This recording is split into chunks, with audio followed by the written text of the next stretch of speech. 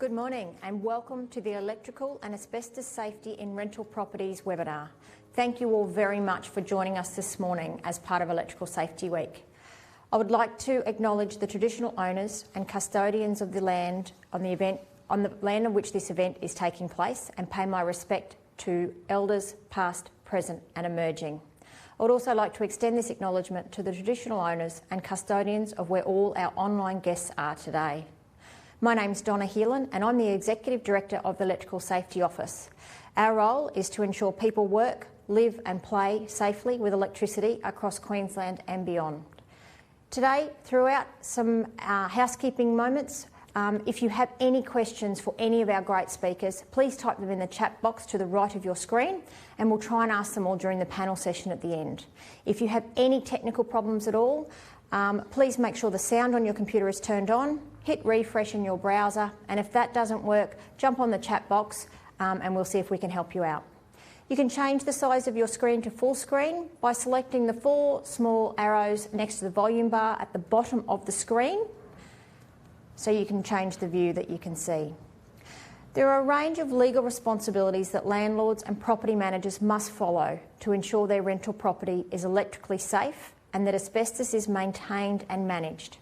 It doesn't matter if it's a house, a unit, a duplex, a granny flat, a shed or a townhouse. These legal responsibilities apply to everyone that has a rental property in Queensland. Today we're going to hear from Sean O'Connor, Workplace Health and Safety Queensland's Consultative Committee for Work-Related Serious Fatalities and Serious Incidents, Stacey Oslands and Mark Pocock from the Electrical Safety Office, and Don and Julie Sager, Safety Advocates, and John Snooks, Asbestos Unit, Workplace Health and Safety. I'd like to start by giving you a very short overview about what's been happening in the Electrical Safety Office in Queensland. We have had a massive week. It is Electrical Safety Week, which we celebrate every year in Queensland, and we have had events every day this week across all of the South East Queensland corner and beyond. We've been at Mount Isa, Townsville, Weipa, Acacia Ridge, Springwood, and we've had some amazing feedback in Byam, which says to me that people are interested in electrical safety and what they can do to make sure themselves and their loved ones are safe.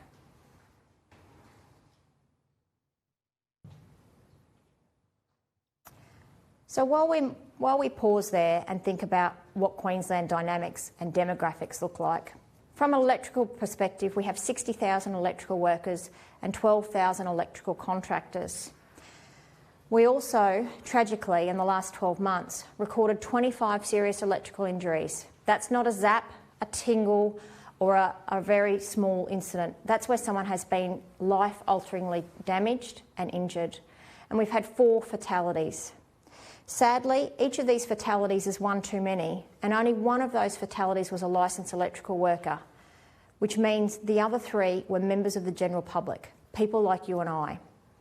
You play an absolutely critical role in this space, with over 35% of Queensland households being renters and 43% of those rental households have children in them. In August of 2020, the Queensland Minister for Education, Minister for Industrial Relations and Minister for Racing, the Honourable Grace Grace, announced an independent review of the Electrical Safety Act, which was 20 years old. The purpose of this review is to consider what changes we might need to make sure Queensland's electrical safety laws are fit for purpose, specifically in relation to new and emerging technologies, and make these recommendations to the Minister for government consideration. The report and recommendations will be released in the coming months. On this note, as you all know, emerging technologies and renewable energy has led to significant change in the electricity generation, storage and supply. Queensland, it is predicted, will move from using 5% renewable energy sources from 2020 to 70% in 2050. I'm really proud to lead the team at the Electrical Safety Office and to work with these amazing people that are with you today.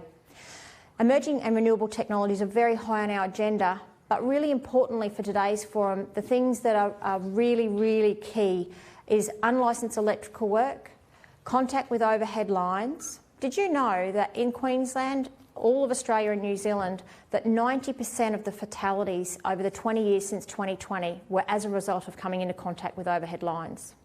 Safety switches, we're going to be talking about these safety switches and circuit breakers today off and on, and if you take nothing else away, it'll be Look at your safety switches and look at your asbestos management plan for your rental. They are absolutely critical messages, along with the final message, which is compliance with the sale of safe electrical equipment. We are integral in the recall of electrical equipment across Queensland and Australia, and we've had 5 recalls in the past year. One that's really important, and if you and your tenants, if you're not sure, check if you've got solar energy. If you've got an LG solar energy storage battery, Google it, jump on our website, there is a recall, and it's really important that you're across that. We're working more broadly across Queensland. I have a great passion of getting out of the city. We've developed a community website that focuses on things that we're talking about today, with over 133,000 people visiting that in the last 24 months, which is amazing. There's obviously a desire for education and advisory out there in the community.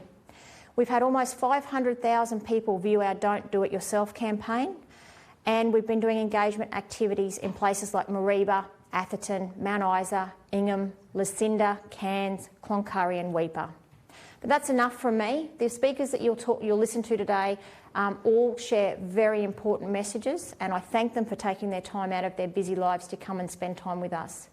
I'd like to introduce our first speaker, Sean O'Connor. In 2017, Sean's sister Karen was killed by an electric shock when handling an electrical appliance with a hidden failure. Sean now works to prevent others from experiencing the grief from losing a loved one in an avoidable incident. Welcome, Sean. Thanks very much for the introduction, and thanks very much everybody for coming along today.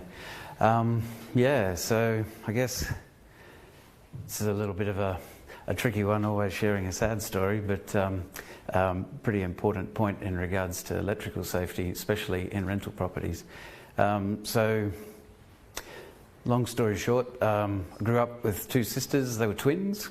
Our family suffered a loss of my sister Alana in 2013, and I guess we kind of weren't the same, and we're all working pretty hard to sort of keep things together.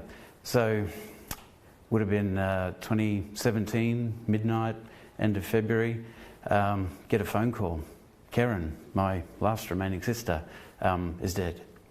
I didn't believe it. I thought I was woken up in a terrible dream. To make it all the more difficult, when I asked how, I thought, maybe an accident, something like that.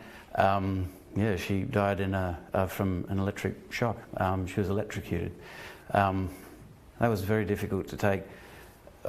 One, losing the last of my siblings, but the other thing is our father is an electrician. He's been an electrician over 40 years. I myself work in the electrical industry and have been a supervisor and manager of large work groups of electricians. Electrical safety's been paramount to our family the whole time I've been growing up. We'd never had a house that didn't have a safety switch, even before they were mandated. Dad would always make sure that we were taken care of. Where a requirement was only to have a safety switch on power points, we had them everywhere. I remember when I bought my first house, Dad went out of his way to make sure it was wired up and safe. So I guess back to losing Karen and the significance in regards to the rental properties. Karen essentially had an appliance that she lived in a rental property. They'd purchased an appliance. There was some trouble with the appliance. She simply plugged it in, touched it, and she died alone in a backyard. It was several hours later when her roommates came home and found her, and it was too late to do anything to save her. There was not another chance for her. So I guess with it's a complex one. I remember after getting the call, I knew I had to get up there straight away to be with Mum and Dad. And Karen lived just around the corner from my grandparents. Used to help them out with mobility, mowing the lawn, shopping, all that stuff. So there was a big heap of things for us all to consider. And I remember going around to the place, and my dad met me out the front, and we went out the back. We were trying to piece together what had happened, and the appliance was gone, the seam was still there, and all that was left of my sister essentially was a little burn mark on the ground. So she'd grabbed the appliance, she couldn't let go, she fell down, it fell on top of her, and yeah, that was kind of it. Through all of the investigations and everything, it turned out that it was a submersible pump. Plug it in, stick it down the well, water comes out. And her and her roommate were very proud of their lawn. Why did she have a submersible pump in her hand? Well, that's my fault. I used to own acreage. My sister Karen used to live with me. I was very proud of my lawn. I had a submersible pump. Every now and then you'd pump a bit low, get a bit of silt in it, and the trick I'd showed her was you get a bucket of water, you get the pump, and you dunk it up and down a few times. So no tools, no touching electricity. These things are designed to live their life underwater. But yeah, give the impellers a little bit of a flush, test it out before you drop it back down the hole, and off you go. And it looked like she was doing exactly what I'd shown her to do. The difference with this circumstance was the property that she was in, the power point she was plugged into, there was no safety switch, there was no RCD installed. The other challenge is the appliance that she had been brought into Australia and sold and distributed by an Australian company without going through the appropriate RCM process. So they'd sort of found a cheap deal online, bought a container load of them in and sold them. So unbeknown to her with all of this, the reason why the pump wasn't working was a wire had come loose. It had snagged in the reciprocating part of the pump. It energised the frame. Submersible pumps, big bit of poly pipe connecting to the surface. So she'd hauled it up by the plastic pipe. She'd put a short little bit of pipe on it, put it in a bucket of water so she could test it. It was submerged, turned it on, didn't work. She's grabbed it by the plastic handle, and then as she's grabbed the metal body, that was essentially the end of her life. It was the loss of my last remaining sibling, and I guess my parents went from having a nice big family of 3 kids to just having me left. Yeah, pretty tough. Maybe I'm going in circles talking about it, but yeah, I guess the thing is, if you plug an appliance into a wall in this day and age, you'd expect that you'd be protected.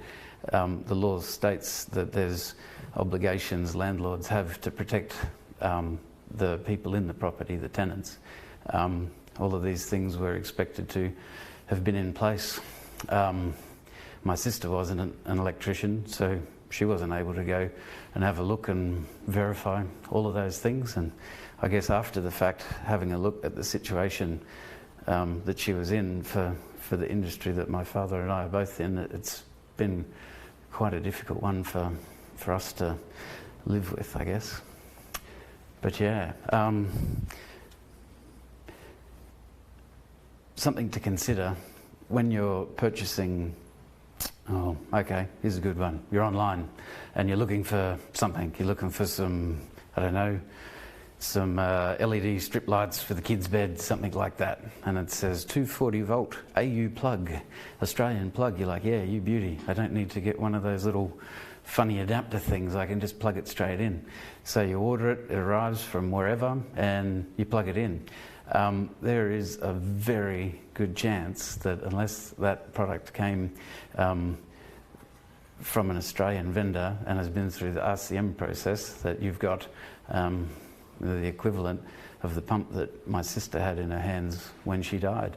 It sounds a little bit innocent, but I've shared this story a number of times at different workplaces around the place, and people during the conversation, they'll go off and have a look around the office and come back with about 4 things that have been plugged into the wall that don't have the RCM mark, that haven't been through the appropriate process to make sure that they're safe for use in Australia. I guess the other thing is safety switches. Talking about this, people go off and have a look at their their home, their rental, their parents' place, their children's places, and the amount of people that come back and say, I don't think we have a safety switch, or if we do, I can't identify it, or if we do, I don't know when the last time was we've tested it, or importantly, I pressed the test button and it didn't work. So we have a lot of expectations around things just happening and us just being safe. I guess there's a lot of things in the background that need to happen, and we all have some obligation in it. But yeah, I guess that's probably my story. Thank you so much, Sean, for sharing that today. You used the word challenge and quite a few times, and I can only imagine the challenge that you have to actually come here and share that story. Sean raises some really important points, and something that I know that if you as a landlord can go and check your safety switches, can make sure and have a record of when they were last tested, to make sure that the equipment you are buying is safe. And that will be a great segue to our next group of speakers, which is Stacey and Mark from my team. But before I hand over to them, please remember you've got the chat box. If you've got questions, comments, anything you'd like to say at all, if you'd like to leave a message for Sean or any of our speakers, please pop it in the chat. They will absolutely see it, and we will try and respond wherever we can. So the next speakers, Stacey is the Director of Supply and Networks for the Electrical Safety, and Mark Pocock is our Lead Inspector. They're going to talk about electrical safety responsibilities for landlords, as well as real-life scenarios and how tenants, property managers and landlords can best manage these situations. Welcome, Stacey and Mark.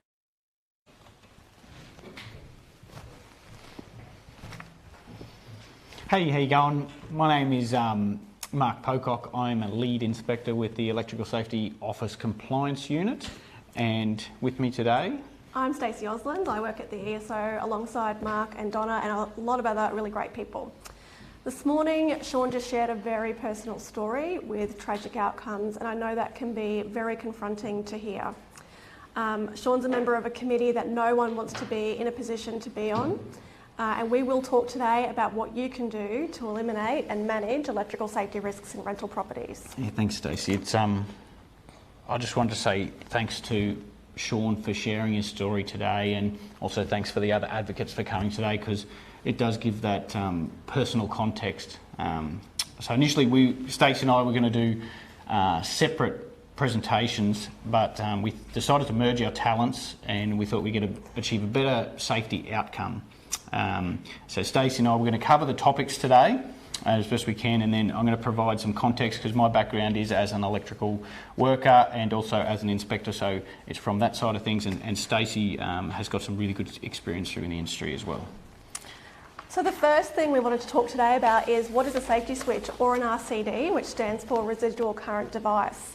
It protects people from electrocution and severe electric shock. They're located in the property switchboard. In domestic properties, there needs to be at least a safety switch on all power point circuits. But the ESO does recommend that you have a safety switch on all circuits. So, looking at the slide that we've got up at the moment, we've got a picture of a switchboard.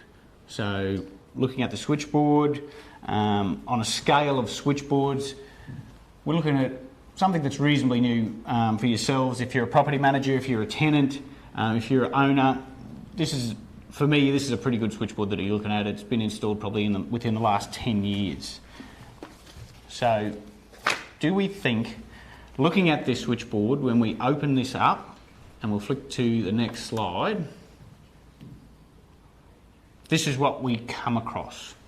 So as a property manager, a tenant or a owner, do we believe, and I'll ask the question to everyone, put your answer in the comments, that there's a safety switch on every circuit within this switchboard. Now, looking at everything that's in this switchboard here itself, it's all reasonably new as well. We've got no fuses, everything's an actual switch itself.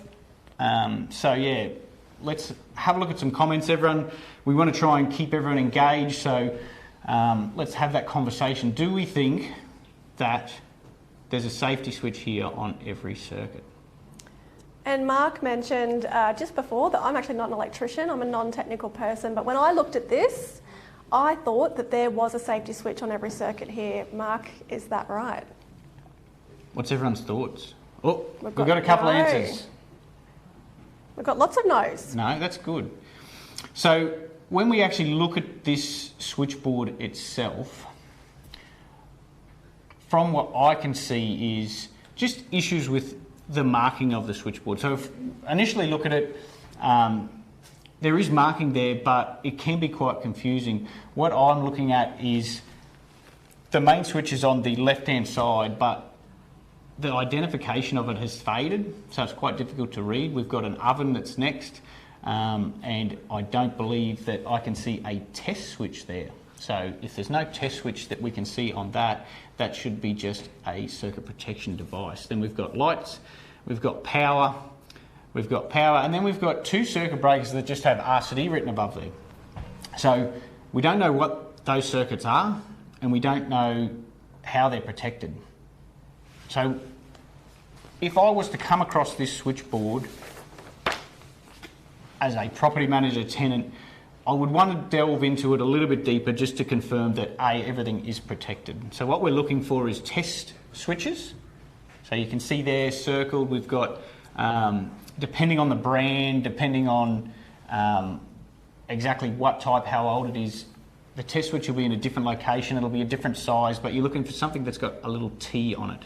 And that you'll be able to actually press it in, and when you press that test switch in, it will actually operate the safety switch. So it simulates a fault on there, and as an electrician, when I used to work out in the field, I would often go out to a site, and if I had to turn off a circuit to do some work and it was on a safety switch, I would always press the button to test it. Now, the amount of times that I did that and I found that it didn't operate, and it may have not operated for years, but the people hadn't, when I had that conversation with the person, whether it was an owner or a tenant, no one had really tested that safety switch, so they didn't know how long that had been in that situation.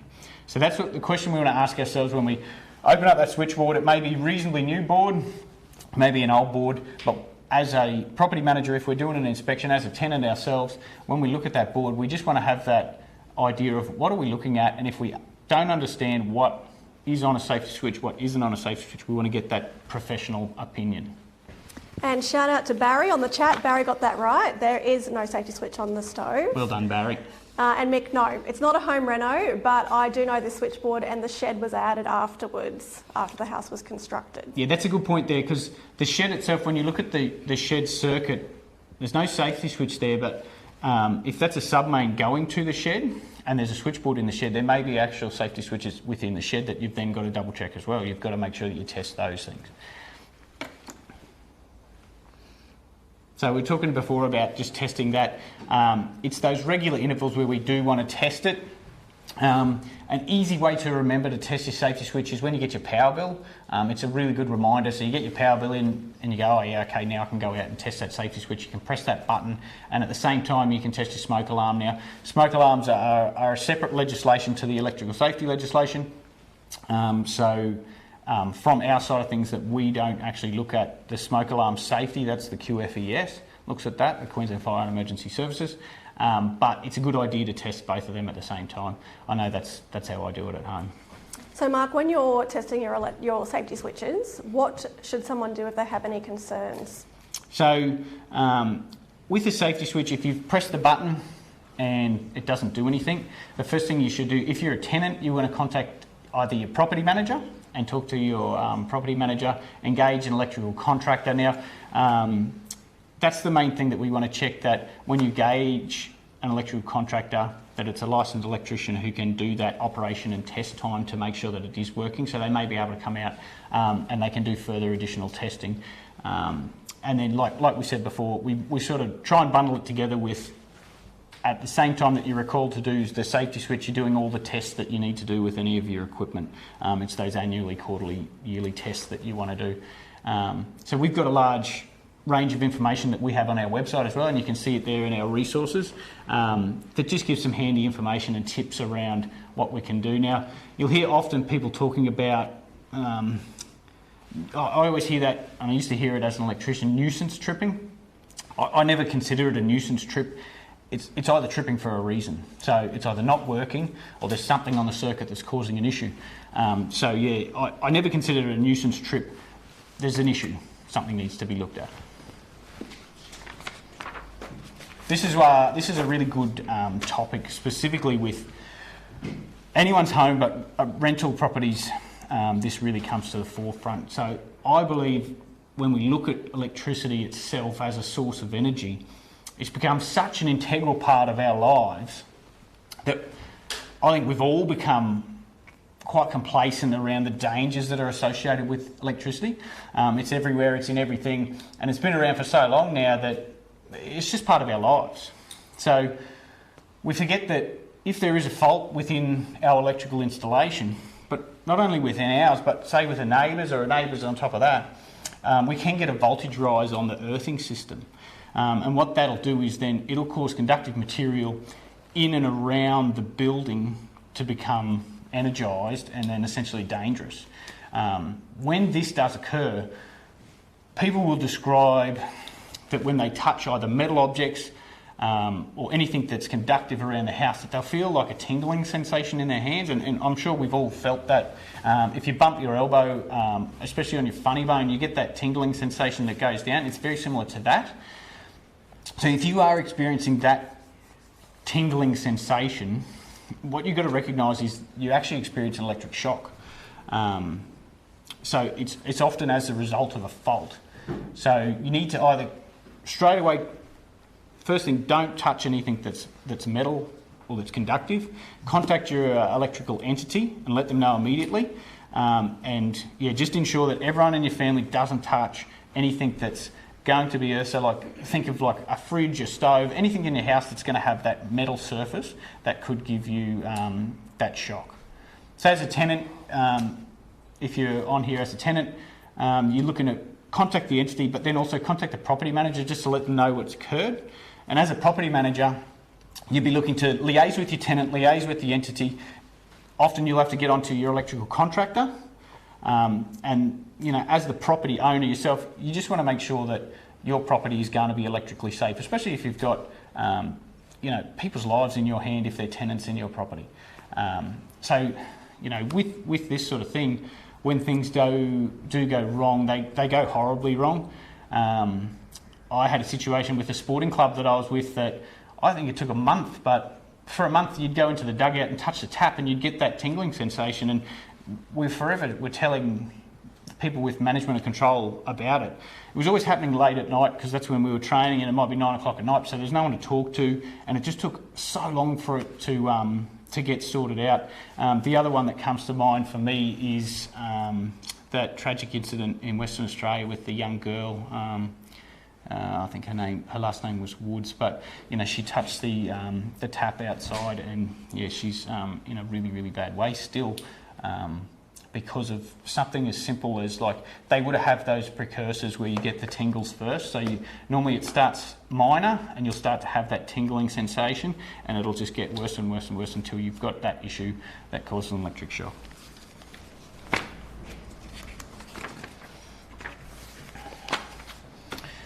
So we're going to talk as well today about electrical work. So any property, you're going to need electrical work done at some point. So all electrical work is licensed work. It needs to be done. And it can only be performed by a licensed electrical contractor or a licensed electrician who's employed by a contractor. So from that, how do we know that someone is going to be a licensed contractor or a licensed worker? So you can go to our website, and on our website you can see there that you're able to type in the person's name, if you've got a licence number, and it'll verify if that person's licensed, if they've had disciplinary action taken against them as well. Why should you need to do that, especially if it's a contractor? Say you're a property manager and you use a contractor all the time, and that contractor you know he's licensed, you've got it recorded. What we've seen from my level as an inspector is sometimes those licenses it'll expire because they've got to, especially a contractor's license, you've got to do it every 12 months.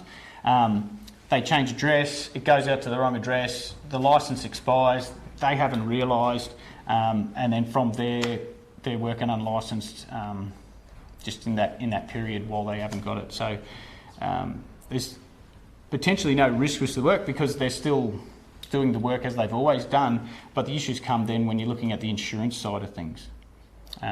So the other thing you can do when electrical work has been undertaken at your property is a licensed contractor has to issue what's called a certificate of testing and compliance.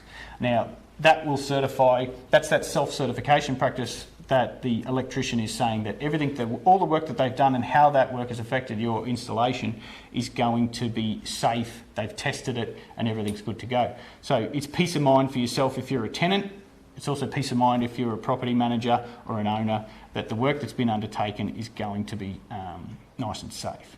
So unlike, it's always that thing, unlike other trades and other areas, all electricians, we have to go through that extensive training throughout our apprenticeship. We have the underpinning theory that we have when we go to college, and there's quite a lot there, but then you've got the experience that we have when we go out in the field. So not only is it that legislative requirement to maintain competency in whatever work you're going to do as an electrician, it's just, you don't have that same level that you have with other work. So you can get handymen who can come out often in real estate situations that can do that work that doesn't need a licence, but electrical, it's just not one of those areas. So like Mark said, not all trades are licensed trades. Trades like electrical, plumbing, air conditioning, they're highly skilled and you must engage a licensed contractor. And some other home maintenance work isn't licensed, like handymen, for example, and they don't need to hold a licence with the Electrical Safety Office to do that work. So, solar systems. I'm trying to remember when exactly the solar system really pushed in. It really pressed ahead to the point that you can go into any neighbourhood now and most houses have got some form of solar attached to the roof. So it's that what we have to remember is to ensure that the solar PV system is going to be operating in a way that's going to be efficient, it's going to be safe, but also provide the power that it's actually meant to do. So we need to do that regular maintenance, and that's often performed in accordance with what the manufacturer says. So when you get, I think in that handover process, you'll have a whole heap of information that's provided with you. That information is going to have all of those details around when should your scheduled maintenance be. And it's easy to go outside even and just have a look at the system, and you'll see that dust build up that happens on there, and that's just dropped the efficiency. If one of the big things, and Stacey working with supply networks knows, is the storms and things like that happen. Yeah, absolutely. And I think it's something people don't always remember is that a solar system is an electricity generation system. The only time that a solar system isn't working is at night. So that's why it's really important to never do your own electrical work or your maintenance. Always get a licensed electrician to come out to your home and have a look at your solar system. You don't know if something you're touching could be live, so it's best to get the right people out to check that and make sure that it's working properly and efficiently. Yeah, I think that's the thing, isn't it? When we think about a solar system itself, we talked before about just the complacency that we've got with electricity now, just in society itself, and the fact that we've actually got a generation system for electricity on our roof. So while the sun's out, it's generating. So if something goes wrong, and we're trying to get up there to see what's happening, you're going, well, we've got a generation system that's up on the roof. There's a chance you're going to get a shock, even if it's a small one, and it's on the roof, you can fall off. So Sean, he covered this really well, talking about your portable electrical equipment.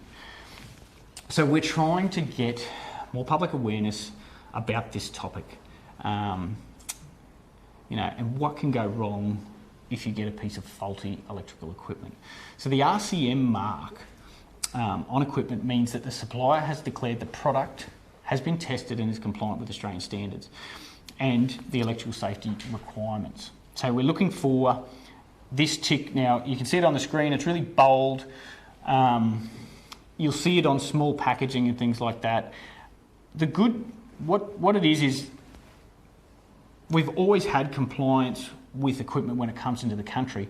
Where the RCM has come in, it's combined two independent schemes into one single mark that's easily to identify for the public. Because before you used to have that number and it'd be SAA and it'd be this, and each state had their own, and it became quite difficult because when you look at, say, a small piece of electrical equipment, the nameplate data is just like, it's full of numbers, letters, that's very difficult for anyone, even someone like ourselves in the industry, to try and work out what's going on unless you work in equipment safety. So I think the RCM is really good. It's a shift away from having like a small number, and it's just a single mark that's quite easy to identify for anyone.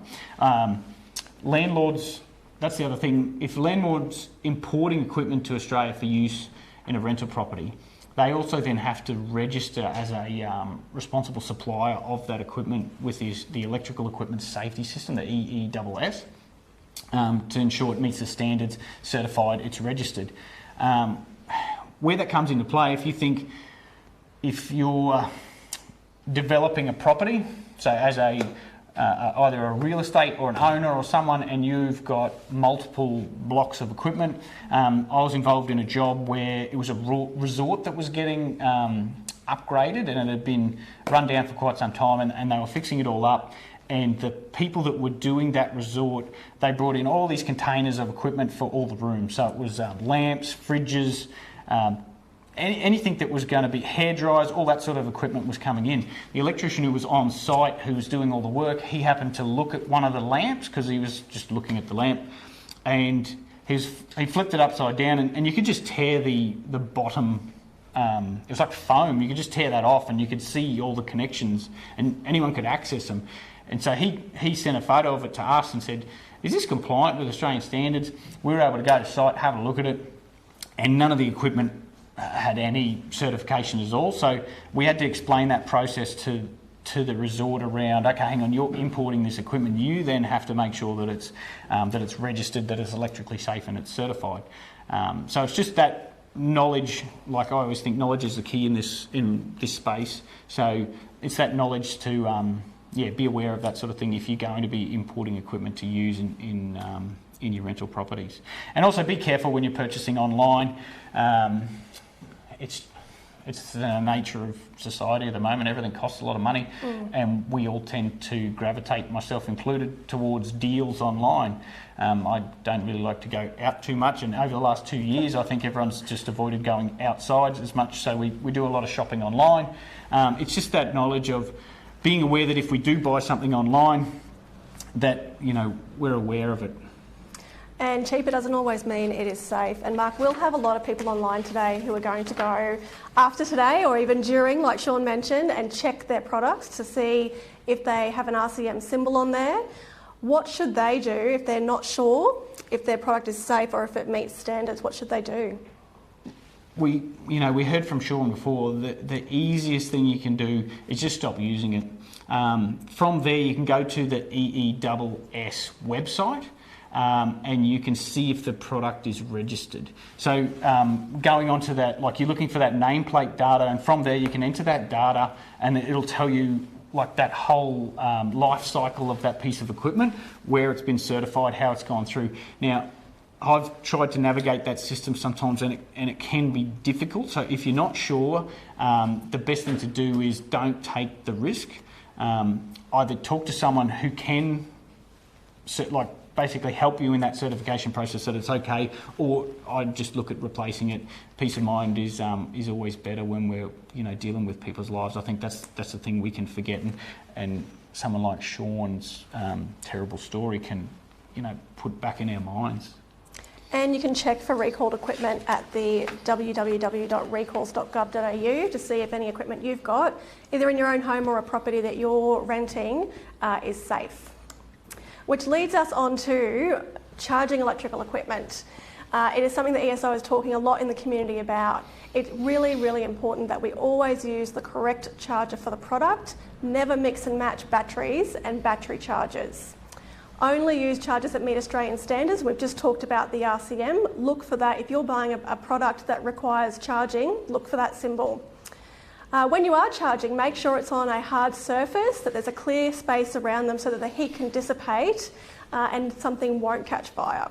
Keep your chargers and your batteries clear of combustible material, and this is really important because what we see a lot of, particularly with families with young kids, is charging on bedding or a couch. We're really encouraging people not to charge things like phones, tablets, laptops on your bed, particularly anyone else with teenagers who are connected to their devices 24/7. It's important that we're managing those risks. When you have charged a battery, make sure you let it cool down before you recharge or use it again. And unless the manufacturer's instructions say that the battery is designed to be continuously connected, always make sure you unplug that charger once it's finished charging. Things like stick vacuums, etc. And I like to talk about this topic because I've actually had this happen in my own home with a battery from a remote control car that my son has. It's a bit different to the remote control car on the picture here. It's from a hobby shop, so it's a 7-volt lithium battery. And there is manufacturer's instructions. It's really clear about how to discharge and charge those batteries. So this one wasn't discharged, and it is just lucky that we were home at the time that this happened. It was inside our house, and the battery started to explode and catch fire, and I'll pop a little picture on the screen. I spoke to some primary school students earlier this week about the battery exploding, and I had a little girl tell me that she thought it might have sounded like a bomb going off. It didn't. It was a really light sound. Only through my work I knew that that battery was about to burst into flames, which it did, and it was very, very difficult to extinguish. We've got to still have a nice burnt mark in the grass outside. So it's really important. If we weren't home that day, it would have burnt our house down. It's one of those things, as an inspector as well, we work with fire investigations where we help the QFES identify areas of origin, sources of ignition, and it is something that we do see things like this where equipment can catch fire. So it is something just to be vigilant on, I think, about where you're doing it, how you're doing it. Yeah, especially with kids, I think. Everyone's connected. It's not like when people my age and a little bit older were growing up. You've got tablets and laptops and phones, and there's USB portals everywhere to charge that.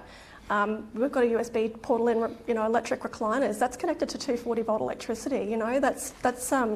You can get a shock from that. So it's important to be safe. Yeah, that's right. It's in everything now. We can assume electricity. Certainly moving forward with the battery cars, battery everything, it's going to be one of those things that we need to be vigilant on. Absolutely. And Mark's already talked about tingles and shocks. We wanted to talk a little bit as well around permanent appliances. So a permanent appliance is one that is installed by a licensed electrician. It's hardwired, it's not plug and play. And that includes things like ovens, light fittings, air conditioners, hot water systems. If your tenant has advised you that they've had a shock from any one of these types of appliances, you need to advise the tenant to stop using that appliance immediately. It's also another reason why a safety switch on every circuit is really important. You need to contact your licensed contractor to come in and test and inspect that equipment and make it safe. So continuing on with that, we're looking at just the maintenance with regards to electrical equipment at a property. So looking at the duties to maintain the equipment and appliances that you supply. So we're looking at the legislative side of things here. So, poorly maintained equipment, what can happen? Well, it could cause a shock or a fire. And from that, then you could someone could end up deceased, or you burn a property down. So these are sort of looking at here, just questions that I'm looking at posing, not for people to answer, but just to play over in your own heads, is for real estate tenants and owners, how do we define an unsafe electrical situation yourselves? You know what I mean? Don't go, here's the legislative term, it's just break it down in your own head and your own situation. What does an unsafe electrical situation mean to you? What training have you provided as a property manager regarding what is unsafe? So how does someone know who's going to go to do an inspection of the site what they're looking for. Why am I looking at that? And then what information are you giving your landlords with regard to what they need to do? And I'll give you an example. I had a real estate where a tenant called up and they said they'd received an electric shock. And from there, think about what processes are within the real estate in that situation. So think about that all the way down the chain to the person who just answers the phone. So you're talking, it might be a receptionist, where someone calls up and says, I've had an electric shock. Now, in the scenario that I had, someone called up, said they've had an electric shock. They basically said that I've fixed it, everything's all sweet. So it went unactioned at the real estate because they look at things and went, okay, everything's fixed, I don't need to really send anyone there. So think about that situation and how we can improve on that situation.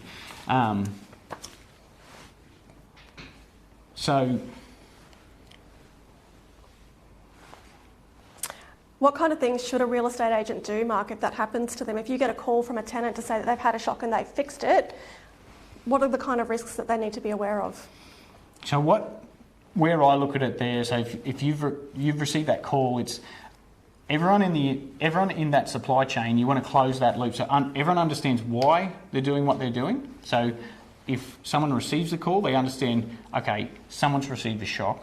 I need to do this because of this reason, and then understand their duties, understanding where they can do things. So often it'll be, oh, I can't do this, I can't action this because the owner hasn't told me that I can action this. Whereas we want to understand, okay, if something like this happens in an emergency situation, what happens? Does the tenant know what he's supposed to do? Does the property manager, does the person answering the phone? Like, you want all of those systems in place so that things are really easy. The way I look at it as well, if you compare it to a situation, think if you're in a sports team, running a scenario like this in your real estate can really help with an emergency procedure and make sure that you iron out any kinks. If you play a game and you do things terribly, how do you manage it? Well, you go back to training as a sports team and you work on those areas where you need to fix things in your game. It's exactly the same in the workplace. So you can run a scenario. What happens if we get a shock? What happens if this person do it? Run that scenario through the whole process, and then from there you'll be able to recognise where can I help, where can I change things. Lovely. We are getting a little bit of a wind up to get a bit quicker because we've got so much information and we're very passionate.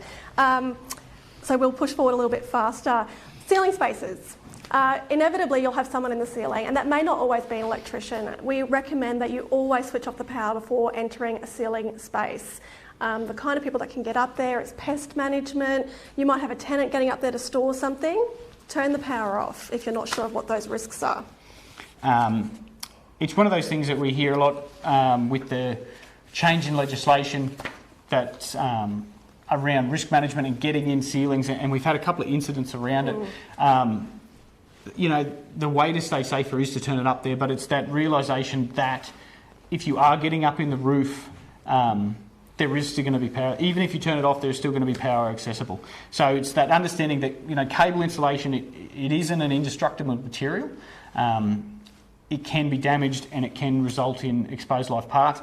Also, you can have exposed live parts up there, and even if you turn the power off and say it's the consumer's mains, they may be in a situation that you can't visibly see them. And there's a situation in New South Wales at the moment that's going through the Coroner's Court, I think it is, where a builder, exactly that happened. The power was turned off, he's touched the consumer's mains, and unfortunately he's been in a shock incident where he has passed away. So it's always important to plan ahead, make sure the power can be turned off, talk to your tenants when there's someone there to do work, but the power will need to be turned off for a short period while that work is done.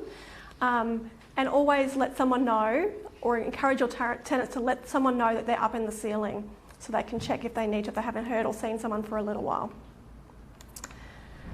Overhead lines and underground cables. So we are living, like Mark said earlier, we're living around electricity all the time. Anywhere there's a rental property, there's either overhead power lines or underground cables, and you'll see those little pillar boxes, which are the equivalent of an underground connection. Before you work, always check for overhead power lines. We see a lot of incidents in the community, and as Donna said earlier, it's typically members of the community that make contact with overhead power lines. You can use services like Dial Before You Dig and Look Up and Live to assist with planning, and keep out of an exclusion zone with an overhead line. And I like to talk about it like a 3-metre box around the power line and the pole. Keep out of there, because what people don't always understand is that electricity can jump. You don't have to touch it. It can jump to you if you are too close to it. It will arc to you and you can receive a severe electric shock or an electrocution. Before any kind of excavation works are happening, like building a fence or putting in a pool, a retaining wall, it's always important to use those services like Dial Before You Dig, and do some cable locating like potholing to make sure that you know where those underground cables are. Underground cables can move when the earth moves, so even though you might have information that it's a certain distance underground, proceed with caution to make sure that there's no incidents. Think ahead for new work about where you're going to put a retaining wall or pool, or where you're going to plant trees and gardens, because it can affect what's under the ground that you can't see day in, day out. So the purchase and sale of properties, we'll cover this quickly here as well. So it's not a requirement, but we also encourage that you get an electrical safety inspection as part of the property sale of purchase.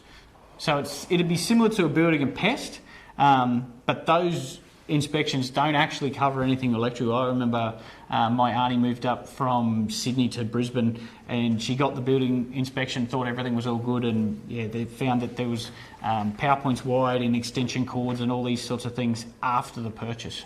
So as a person buying a property, as an owner, it's something that we certainly encourage that can help a smooth transition in that sale. When a property is sold, the seller must provide a written notice to the purchaser about whether or not there is a safety switch installed. And within 3 months after the date of possession, a purchaser must have approved safety switches installed for power circuits if there weren't already some there. So this is a good picture. I actually took this photo. So during storms and disasters, we just need to be aware of the safety risks that are going to be associated with storms and disasters. So the common issues that we do see include, like, we have flood damage, especially in Brisbane of late, and it's going to continue. So yeah, it's one of those things. Floods, we've got roof damage. Yeah, it's one thing that we need to just risk manage. Absolutely. So if there is an emergency scenario or an emergency happening, if the power's gone out or there's some damage, contact the entity and have a contractor undertake an inspection and test to make sure that that installation or the equipment that's been in floodwaters is safe to use. So I know we've taken a lot of time this morning, but I think we've covered some good information. Reporting and support, you've got all the links up here, and yeah, from there, hopefully everyone can gain some electrical safety tips from Stacey and I today. And jump on the website if you need any more resources in your work. It's available there for you. Thanks for your time. Thank you, Mark and Stacey. They have got our website up on the screen, and we'll leave it there for a little moment. And I can also, if I can encourage you to join our Facebook page, there's a wealth of information on there. There's 2 things in the chat that I just want to touch on before we introduce the lovely Don and Julie Sager. The first one is, could landlords be held liable for electrical appliances, dishwashers, hot ovens? They are all hot water systems and ovens. Absolutely. You need to have a system in place, whether you're the landlord or the real estate agent. You need to make sure you've got a system in place to check that equipment annually, at least once a year. Get someone out to make sure that equipment is compliant with Australian standards, compliant with our electrical safety laws, and that they're safe for use. The other question in there was, can I put in, or if it's in the lease agreement, that it is the tenant's responsibility to ensure the compliance of electrical equipment? Absolutely not. You can put whatever you want in that document. You cannot contract out your duties under the legislation. So I can't say to Stacey, you're renting my house, the electrical safety of your air conditioner and your stove is on you. It's absolutely not. It will always come back to me. So the legislation's very clear in that space that you cannot contract out your duties. I'd now like to change pace. We're going to start talking about the very important topic of asbestos, and I'd like to welcome our Workplace Health and Safety Queensland advocates, Julie and Don Sager. Sadly, their son Adam died from asbestos-related disease at 25 years of age. They visit Queensland workplaces to educate people about the risk of exposure to asbestos. I'd like you to join me in welcoming Julie and Don. Thank you.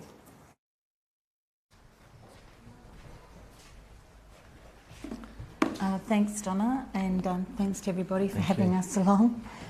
Yes, I'm Julie and this is my husband Don, and we are the very proud parents of Adam.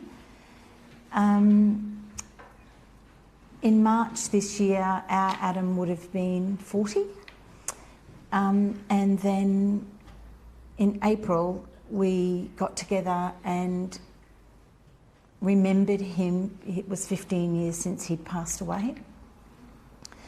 In 1983, Adam we were handed the keys to our house, our very first house. I was a baby, Don was a baby, in our early 20s. And we thought we were going to do the right thing and save some money, which I'm sure everybody wants to do when they're building their first home. And we painted the walls of that home. The home was a kit home with prefabricated walls, so it had insulation on the inside. What we didn't know is that it actually had asbestos on the outside. There were warnings, there were labels, but they were inside the walls, not outside, so we actually had no idea that that was the case. So we spent a week, the royal we, mostly Don. I was there and Adam was with us. We spent a week sanding the walls to that home before it was painted. Adam, as a little fellow, thought he was helping. He swept the floors. He tidied up around us. We were so diligent in making sure that he was safe. We locked all the windows and doors so that he couldn't get out. 20 odd years later, I got a phone call in the middle of the night from Adam to say that he actually wasn't coming home that weekend. He was actually living in Brisbane, being a young man, living his life, and we were living in Cairns. And he was to come home to say goodbye to his sister, who was going to start her life in Adelaide. And we were having a surprise dinner for her. And he rang to say he wasn't coming home. And my initial response was, why now? What's more important? And he said, Mum, I'm in hospital. I've had 1.5 litres of fluid taken off my lungs. To be honest, that just started a roller coaster of what? So for a few days I wandered around, and we all wandered around wondering what to do. That was the very first time I had to choose between my children. Something I think no parent should ever have to do. So eventually Don went and helped Tegan pack up her home, and I flew to Brisbane. Don got in the car after that and drove straight through to Brisbane when they said to us, there's something ugly here and we don't really know what it is. But because Adam was so young, they weren't looking for anything to do with asbestos. They just knew there was something wrong with his lungs. So that started 6 weeks in hospital, coming and going, us coming and going, him taking up residence with every wall covered in posters and letters and pictures that had been sent and drawn for him. Until the words mesothelioma were bandied around and we had no idea what they meant. He wanted to have a shower in his own home, so we took him home and he had a shower, and the phone rang, and I've never answered his phone ever, and I did this time, and I'm very grateful I did. And it was from the specialist to say, your son has mesothelioma and he'll be dead in 6 months.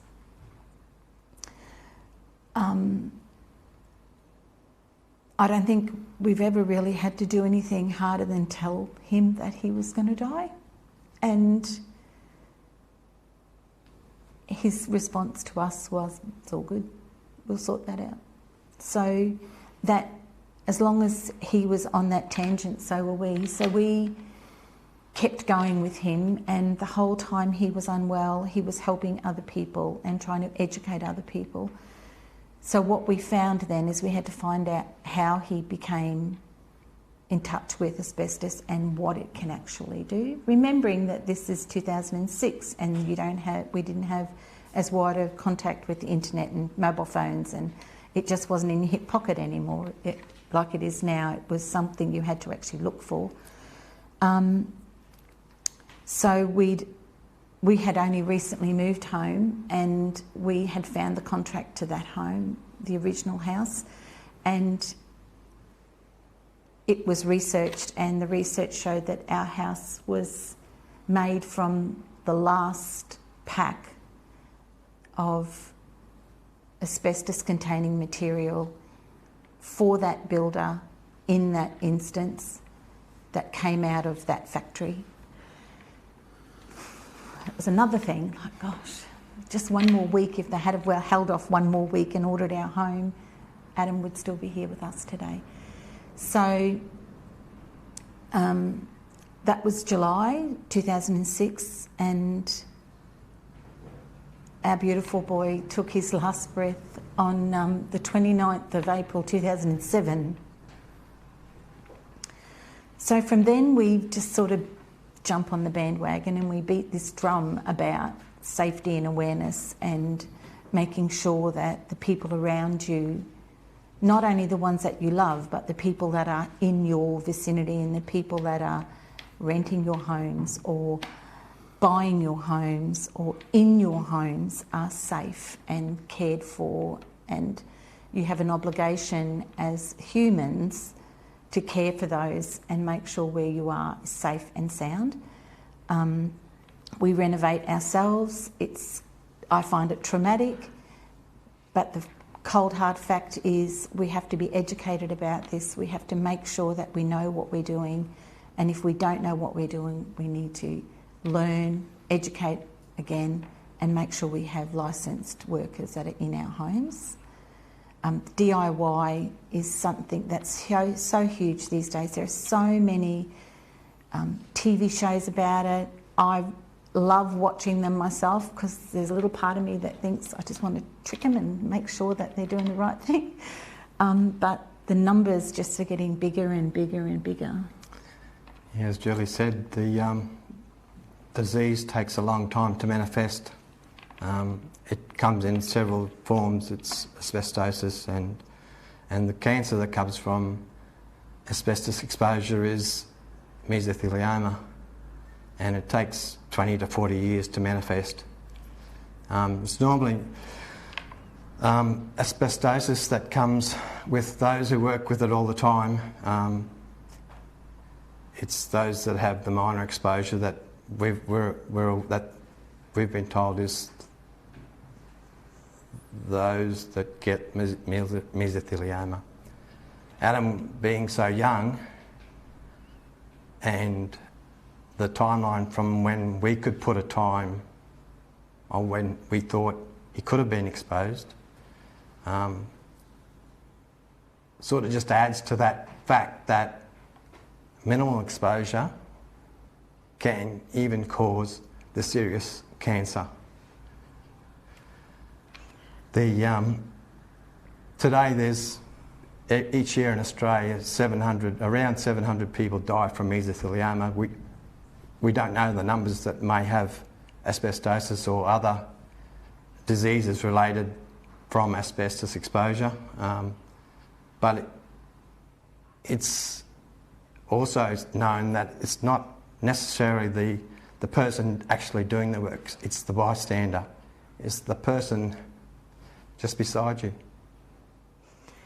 The numbers that we have on this go into the thousands of people who are diagnosed every year, and that's only people that register with law firms, asbestos associations. That doesn't account for people who don't take any notice or who are diagnosed with a lung disease or a heart disease, and it actually could possibly be that, but they've died and it's not been noted for that. So the numbers are probably bigger than that.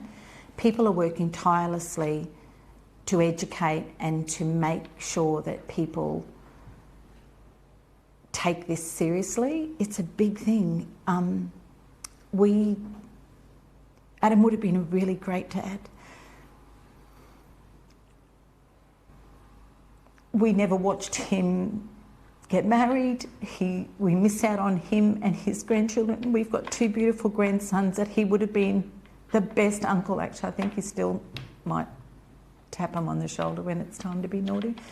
But they're the things that no one needs to miss out on when you've got something that you can control. And if you've got a substance like asbestos, that if you think that there's something in there, have your home tested, have the properties that you're renting out tested. You wouldn't not put your child in his seatbelt if it's going around the corner. So why would you put your family or other families at risk and not know what is in your home or what is in the house or the property that you are renting? And if there are issues, get it dealt with by a professional, someone who knows what they're doing, because we can't all know everything. And I would have been that person. We were talking earlier, I would have been that person that said that air conditioner's been sitting on the floor for the last 3 months when we bought it on sale, put it in the wall. And Don would have been compliant and said, I want to make you happy. But now to make us happy and to keep us safe sometimes are 2 different things. So we just need to be aware, and we don't want this to be anybody else having to have these talks and do these talks and wake up every morning and think, yep, this really did happen, and it's part and parcel of who we are. The rental properties is probably one way we can go the next step. We've got all the government buildings and major community centres and community areas, rental properties where tenants change quite regularly, and an asbestos register for that property is imperative, not only for those that live there, but the trades that come to do the work. And if they know that they're working with asbestos, there are tools that they have in their training. If they're not trained in it, then they're not registered tradesmen or licensed tradesmen. So we've got to be using licensed people to do our licensed work when people's health and safety is important, and that's where people live. Thank you. That's it. We're just about out of time, and it's just such an important thing. Is with electricity and asbestos, you just can't be sure. You've just got to make sure you make the right decision. Thanks. Thank you.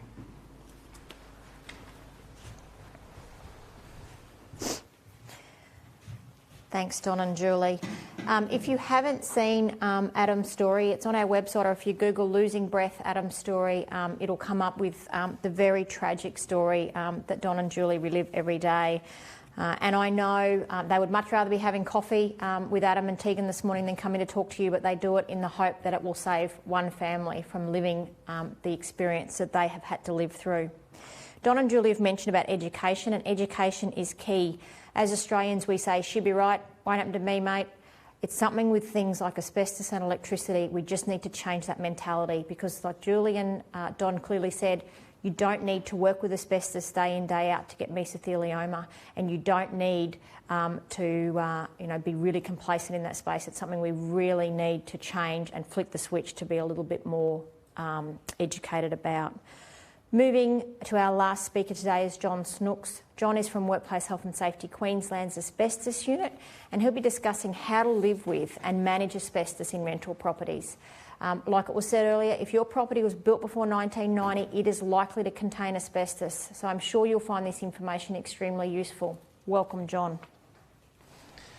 Thank you, Donna. Thank you, Don and Julie, for that story. It's a bit hard to follow after this. As Donna said, my name's John Snooks. I'm Chief Advisor Asbestos for the OIR, and I'm just here to give you a brief rundown on what asbestos looks like in your rental property and how you can effectively manage it. So basically asbestos is a natural forming mineral that we've mined, and it comes from two types, amphibole and serpentine. So normally in asbestos used in Australia is we have the blue asbestos, the brown asbestos and the white asbestos. They're the three common types that you'll come across. So why did we use it so much? Because it's naturally occurring, it was cheap to mine. It's great flexibility, high tensile strength, so it was used as a binding product in those materials. It has the ability to insulate from heat and it doesn't conduct electricity. So it was used extensively for a number of years.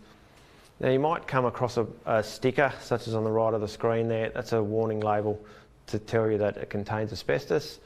So at the end of 2003, the Australian government banned asbestos for the use of it and the importation, but it was phased out in about the mid-1980s in its use. So as a general rule, if we say your house is built after 1990, it is unlikely to contain an asbestos-containing material, as opposed to between the 80s and 90s, that it's likely to contain asbestos. And if it's anything built before the 1980s, then it's highly likely that asbestos-containing materials will be present in that property. So if we're going to look at, does my rental property contain asbestos? Look at the age of the building. If it's pre-1990, you're likely going to have asbestos-containing materials there. Or if there's been any renovations as well, you look at that time frame and work out whether there's going to be asbestos present or not. You could see a label, or you can look and feel of the product.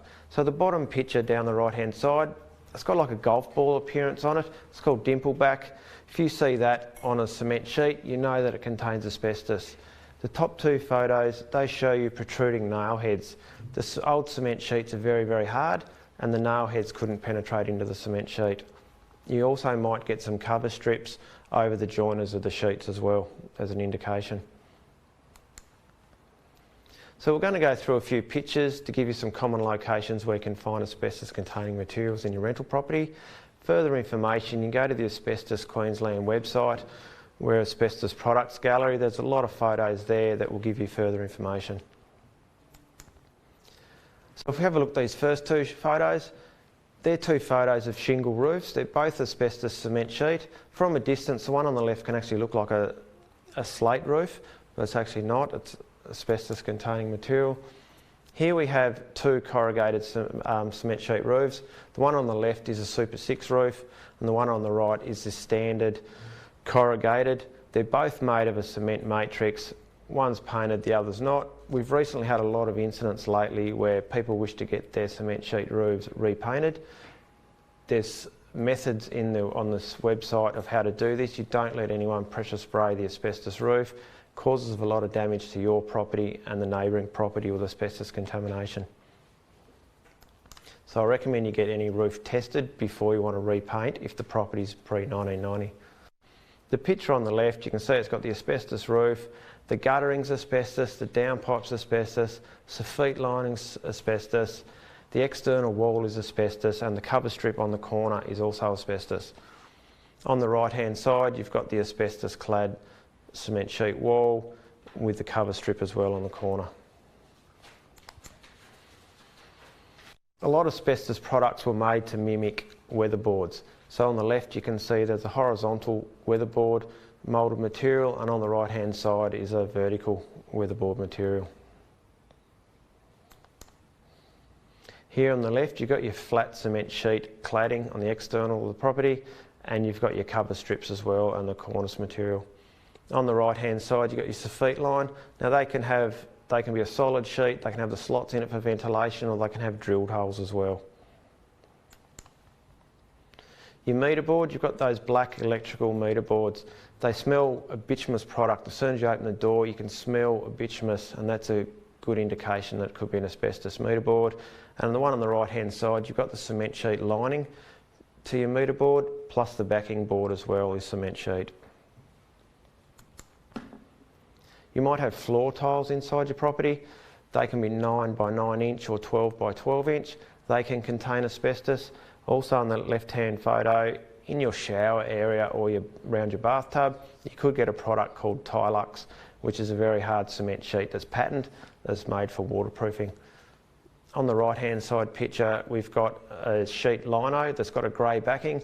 That grey backing is 100% asbestos, and it's very dangerous if disturbed and will likely generate a lot of airborne asbestos fibres. So usually in the wet areas of houses, bathrooms, toilets, kitchens, you'll find a cement sheet on the wall as a waterproofing. So here you can see behind the cistern where they put a new cistern on and it's unpainted, you can see the cement sheet behind it. On the right hand side picture is a ceiling where you can see the butting of 4 sheets together where they haven't got a cover strip on them. Now these next couple of products are a product called low density fibreboard.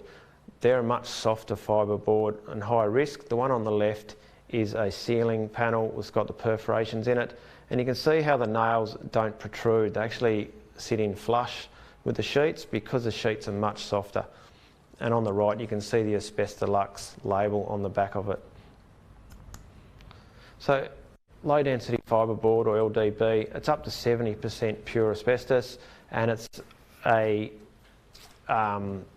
calcium silicate matrix that's binding it rather than a cement matrix. And you can see the picture there with lots of fibre bundles sticking out of it. Now this product can look like a Newell cement sheet. Don't mistake it for a Newell cement sheet. It's much softer. So the bottom right hand picture here, you can see you can drive a screwdriver into that LDB quite easily. So the left hand photo you can see we've got the low density board where the nail sits flush versus asbestos cement fibro board on the right hand side where that cloud head is sitting proud. So the Queensland Government website, again, there's a lot of pictures, there's videos, tells you how to manage asbestos. I recommend you go and have a look at that just to know where asbestos is in your property. It can be lurking anywhere. So if you have to deal with asbestos in your rental property, I always recommend engage a licensed asbestos removalist to do any work. They'll have all the right equipment and they'll know what the process is to deal with it effectively, and they won't endanger your tenants or the neighbours nearby. Or if you're intent on doing it yourself, at least follow the regulations. So don't remove anything greater than 10 square metres of non-friable asbestos. You're not allowed to touch any friable asbestos, which includes low density board, and you're allowed to wipe up a little bit of dust. But once again, you've got to do it in a safe method. So you've got to follow the code of practice. You've got to be wearing your correct PPE and wear it properly, and you've got to have your isolated areas in place as well and dispose of it properly. So the Queensland Government website's got a publication on asbestos, a guide for minor renovations. It's a great document that shows you where asbestos is in the property. Now, if you've got asbestos and you've identified it in your property, you can manage it quite safely. If it's in good condition and it's painted, it presents a low risk. As soon as you start disturbing that asbestos, that's when you start creating risk for the tenants and the person who's disturbing the asbestos. So there's the website address, asbestos.queensland.gov.au. So just finally, again, there's a great video on the asbestos website on high pressure spraying of roofs. If you need to repaint your roof, get a qualified painter to come in. You do not high pressure spray to clean it. We've got some methodologies on the website that teaches you how to deal with it effectively, so it's low risk. So if you can see those 3 houses on there, and the middle one's got an asbestos roof. If you high pressure spray that roof, it'll cover your yard plus all the neighbours' yards, and it costs upwards to $80,000 to $100,000 to get that fixed to clean up all the asbestos contamination.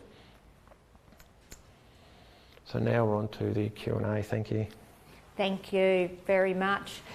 I'll let John come and join us.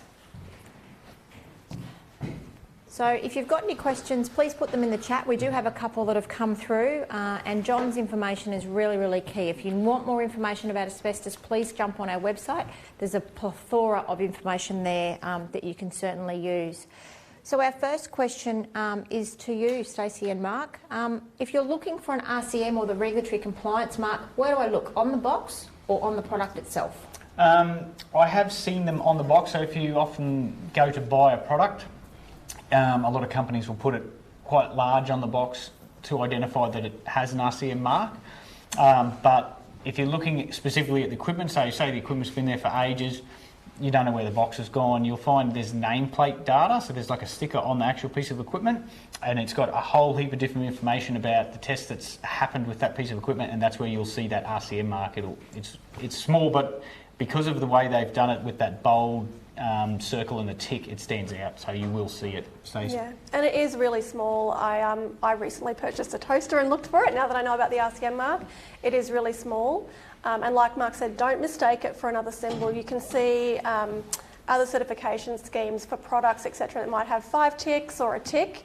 It is the triangle with the circle with the tick. That's what you need to look for. It's where it got a little bit confusing because that nameplate data's got so much information on it. Even this is before the RC, it was so difficult just to identify for us. Even go, well, where's even the certification number here? And because there'll be a certification number for say electronics, there'll be a certification number for all different reasons with that piece. Say it's a power supply for that piece of equipment. So yeah, I think the RCM is just going in a good direction to go, here it is, it's compliant, and then you can see it quite easily. Thank you.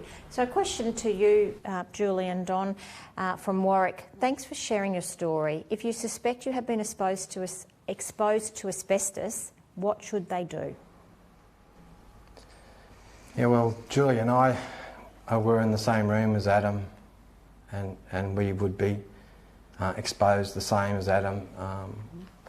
We don't know, but nothing can really tell you for sure whether you've been, whether you have. It's only when things start happening is when you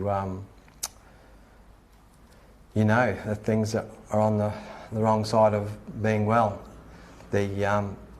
Recently we're part of a group that fundraises for asbestos and lung disease, and Queensland through the Heart of Australia has developed the first lung truck that they've been taking out to the mines, and just recently they've tested it in the mining town of Collinsville and tested 79, and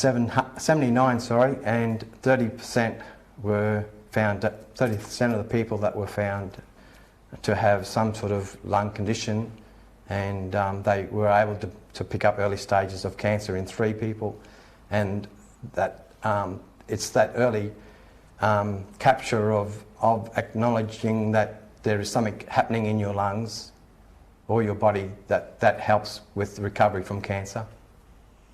I suppose what you can also do is document where you think you were exposed, when and how. There's asbestos associations and physicians that specialise in helping you get through that, and what details you need to give them as for exposure, longevity, what could happen, how it would all work from there. So I would think that would be one of the first things, and then just being diligent with your own health. And like Don said, we don't really know what it could happen to us at any time. So you just need to be aware that's what we're trying to prevent. Thank you. Some great tips and a great message there. We have one for you, John, from Julie. As a landlord, should the property have an asbestos register?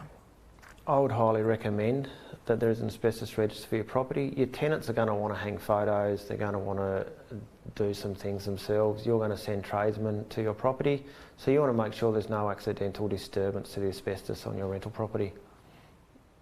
And what I did forget to mention during my presentation was, if you suspect it's asbestos, it doesn't cost much.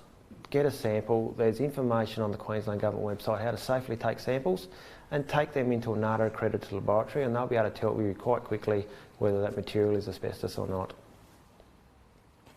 Thank you. It's been a great sharing of questions today. So Sean, one from Chloe. Following Kieran's incident, what changes has the landlord made to that property?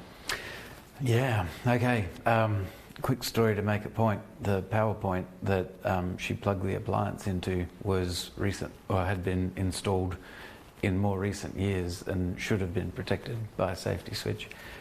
So I guess there were no there were no safety switches there. After we lost her, they've spent $100 or so, put a safety switch in. We still lost her. Would have been great to have had it there in the first place. $100 isn't a lot of money, is it? When you No. weighing it up against the cost of $100 in a life, yeah. Look, we did go overtime today, and I really appreciate, and again, thank you all for joining us. If there is just 5 things that you can take away from today that you can use to educate and talk to your family, talk to your workers, talk to your loved ones, and talk to your property managers in the industry, it's only use licensed electricians. Look at your switchboards. One safety switch is not enough. You need a safety switch on all circuits. You need to have a maintenance schedule for your electrical equipment and for testing of your safety switches. Make sure those things are happening. And always check that your electrical equipment is safe. Look for that RCM. Make sure it's compliant to Australian standards, not to another less higher standard from a different country. And know if your property has asbestos in it, and have a plan about how you're going to work with asbestos in your home or in your tenant's home, and make sure that you can manage it appropriately with people that are coming in and out. If you can raise these issues with your neighbours, your friends, your workmates, like I said earlier, education is knowledge and knowledge is power. For more information, you can certainly go to our website.